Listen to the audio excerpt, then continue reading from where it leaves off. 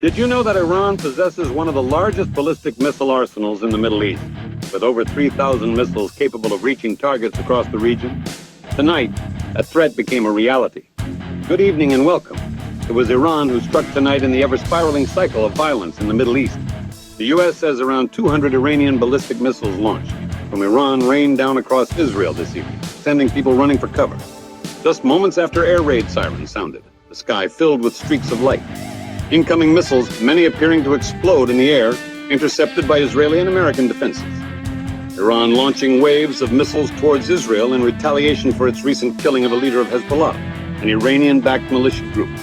Remarkably, Israel says there were no deaths and few injuries as a result of the missile strikes this evening.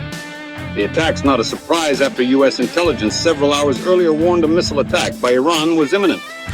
This evening, Israeli leader Benjamin Netanyahu making clear there will be a response. Our team witnessed it all from the ground. Rolf Sanchez leads us off with the latest now from northern Israel. It began just after 7:30 local time. I can tell you at this moment, the skies above us are lighting up. What looked to us from the ground like deadly shooting stars. Iranian ballistic missiles slamming down one after another near an Israeli airbase, also seen over Jerusalem's western wall and across the country. Israel says its air defense is taking out most of the incoming missiles. We are seeing some of the missiles.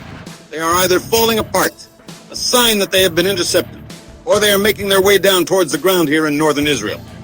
The IDF says around 180 Iranian missiles fired in total in 2 waves, minutes apart. We are once again seeing the skies lighting up now, traveling the nearly 1,000 miles from Iran to Israel in just 11 minutes. Later, like millions of others, we took cover when we heard the warning sirens.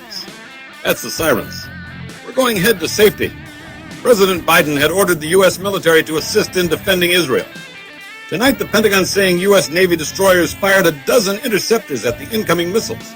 Obviously, this is a significant escalation by Iran, a significant event. The U.S. condemning the Iranian action, saying dozens more ballistic missiles were fired than in Iran's previous attack on Israel back in April. This is totally unacceptable, and the entire world should condemn it.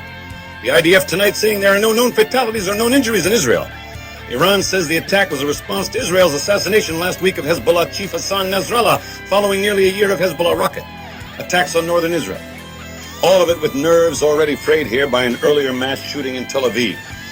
At least 6 civilians killed when 2 terrorists opened fire on the light rail, police say. While in a late-night speech addressing the missile attack, Prime Minister Netanyahu saying Iran made a big mistake tonight, and it will pay for it. Raf, what have you learned about damage caused by those Iranian missiles? Lester, Israel says there were a small number of impacts in the south and the center of the country. We know one missile came down near a school, and several more were aimed at an air base that was damaged in the last Iranian attack back in April. Lester? All right, Rolf Sanchez, thanks. And Chief Foreign Correspondent Richard Engel is in southern Lebanon, right across the border from Israel. Richard, you've covered this conflict for a very long time.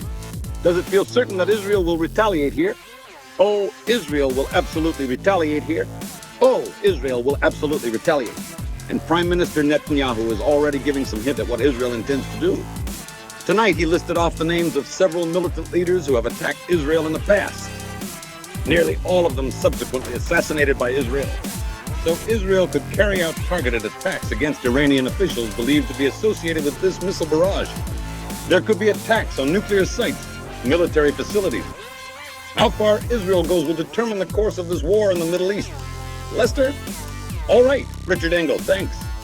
As you heard, the U.S. actively participated in defending against the Iranian strike as the President and Vice President kept a close watch on the situation. Here is Peter Alexander. President Biden tonight declaring Iran's major assault on Israel a failure. The attack appears to have been defeated and ineffective. The president crediting the U.S.'s extensive planning in anticipating today's attack and working alongside its close ally, Israel. Make no mistake. The United States is fully supportive of Israel. Earlier, President Biden, along with Vice President Harris, monitoring the attack alongside their national security team from the Situation Room. The White House says Iran did not give any advance notice of today's missile barrage. It comes as the Biden administration's months-long effort to prevent a larger war in the Middle East is now facing its toughest test yet. The president tonight saying it remains to be seen what the consequences for Iran will be. The vice president also condemning the Iranian attack. Iran is a destabilizing, dangerous force in the Middle East. And today's attack on Israel only further demonstrates that fact. Still, former President Trump campaigning in Wisconsin argues on the administration's watch the world is spiraling out of control. They are very close to global catastrophe. We have a non-existent president and a non-existent vice president who should be in charge, but nobody knows what's going on. All of it a dire backdrop to tonight's one and only showdown between the two vice presidential picks who have been fierce critics from afar for months. This is not about power, it's about governing. Well, Kamala, day one was 1,400 days ago. What the hell have you been doing? Tonight, they'll meet in person for the first time.